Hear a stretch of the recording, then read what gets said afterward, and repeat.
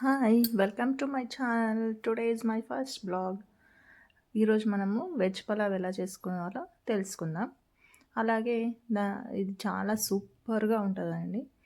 ఈజీగా సింపుల్గా అయిపోతుంది. రండి ఇప్పుడు ఎలానో తెలుసుకుందాం.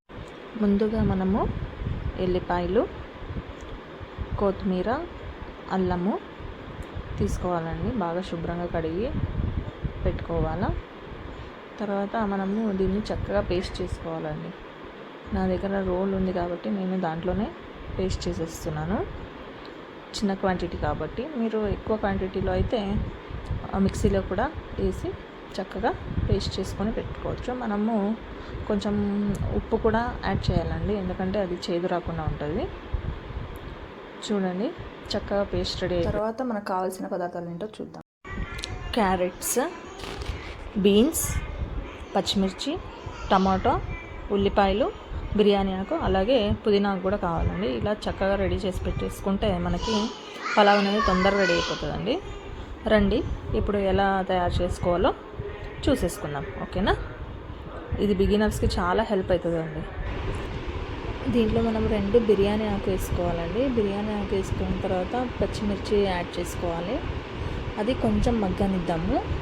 మగ్గనిచ్చిన తర్వాత కొంచెం అది టాస్ చేసేసి మనము అది కొంచెం మగ్గనియండి పచ్చిమిర్చి, అట్లయితే టేస్ట్ బాగుంటుంది. తర్వాత ఇప్పుడు కొంచెం పుదీనా ఆకు యాడ్ చేసుకోవాలి. ఇప్పుడు నేను యాడ్ చేస్తున్నాను. పుదీనా యాడ్ చేసుకున్న తర్వాత మనము కొంచెం అది మగ్గనియాలండి కొంచెం బాగా. తర్వాత ఉల్లిపాయలు యాడ్ చేసుకోవాలి. ఉల్లిపాయలు కొంచెం బ్రౌనిష్ కలర్ వచ్చేదాకా కొంచెం టాస్ చేసుకుందాము. కొంచెం మీడియం ఫ్లేమ్లో పెట్టేసి మూత పెట్టేసి కొంచెంసేపు వదిలేసేయండి. అవి కొంచెం బ్రౌనిష్ కలర్ బాగా బ్రౌనిష్ కలర్ వచ్చిన తర్వాత అల్లం వెల్లుల్లి పేస్ట్ అది ముందే రెడీ చేసి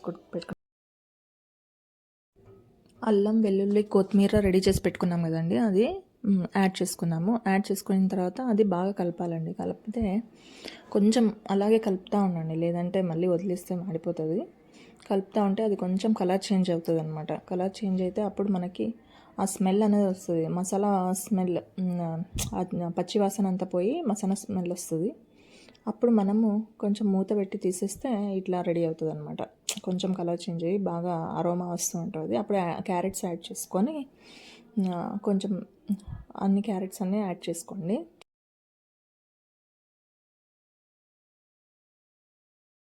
క్యారెట్స్ యాడ్ చేసిన తర్వాత ఇప్పుడు బీన్స్ వేసుకుందాము. బీన్స్ వేసుకొని బీన్స్ అన్నీ వేసేసుకుందాము. క్యారెట్స్, బీన్స్ మొత్తం వేసుకున్న తర్వాత బాగా కలపండి. కలిపి కొంచెం ఫ్లేమ్ అనేది మీడియం ఫ్లేమ్లోనే పెట్టుకోండి, ఎందుకంటే అది కొంచెం మగ్గాలి. బాగా మగ్గితే మగ్గాలంటే మనం ఫస్ట్ దాంట్లో కొంచెం ఉప్పు యాడ్ చేసుకున్నాము. ఇప్పుడు నేను ఉప్పు యాడ్ చేస్తున్నాను. అది కొంచెం మగ్గిన తర్వాత ఇప్పుడు చూడండి ఇలా ఈ కలర్ రావాలి. తర్వాత కారం యాడ్ చేసుకోండి. నేను పిల్లలు ఉన్నారు కాబట్టి కొంచెం యాడ్ చేస్తున్నా. మీరు కావాలంటే కొంచెం ఎక్కువగానే కారం యాడ్ చేసుకోవచ్చు మీ టేస్ట్ని బట్టి. తర్వాత మసాలా పౌడర్ వేసుకోవాలండి. ఇది ధనియా, జీలకర్ర, మళ్ళీ ఒక 2 లవంగాలు వేసి దంచి పెట్టుకున్నాను నేను. ఈ మసాలా యాడ్ చేస్తే దీనికి సరిపోతుంది, వేరే ఏం అవసరం లేదండి. బాగా కలపండి ఫస్ట్. ఓకేనా? కలిపేసి నేను 1.5 గ్లాస్ బియ్యం ముందే కడిగి పెట్టుకున్నాను అండి. ఒక 1/2 అవర్ ముందు కడిగి పెట్టుకొని నానబెట్టుకున్నా. తర్వాత దీన్ని ఈ బాండీలో యాడ్ చేసుకున్నాము. క్యారెట్స్, బీన్స్ అంతా మగ్గిన తర్వాత మసాలా అంతా వేసిన తర్వాత ఈ బియ్యం అనేది యాడ్ చేసుకుందాం. ఓకేనా? యాడ్ చేసుకొని బాగా కలిపేసుకొని కొంచెంసేపు ఒక 5 మినిట్స్ కలిపేసుకుందాం బాగా, అంత మసాలా అంతా బియ్యంకి పట్టేటట్టు. తర్వాత మనం ఇప్పుడు ఇది కలిపి పెట్టుకున్నాం కదండి. నేను 1.5 గ్లాస్ బియ్యం తీసుకున్నా కాబట్టి 3 గ్లాసెస్ ఆఫ్ వాటర్ని యాడ్ చేస్తున్నా. మీరు ఇప్పుడు 1 గ్లాస్ బియ్యం తీసుకుంటే 2 గ్లాసెస్ ఆఫ్ వాటర్ యాడ్ చేసుకోవచ్చు. ఇప్పుడు దీంట్లోనే మనము ఉప్పు యాడ్ చేసుకుందామండి.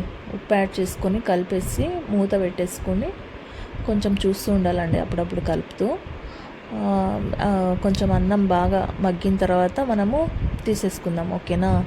ఇప్పుడు చూడండి, మన వెజ్ పలావ్ అనేది బాగా రెడీ అయిపోయిందనమాట. టేస్టీగా హాట్గా సర్వ్ చేసుకుంటే చాలా టేస్టీగా బాగుంటుందండి. మనం దీంట్లోకి ఏ కాంబినేషన్స్ అవసరం లేదు మనకి. మీ హస్బెండ్కి ఇలా చేసి చూడండి. కొత్తగా పెళ్ళైన వాళ్ళు ఇంకా ఫిదా అయిపోతారనమాట.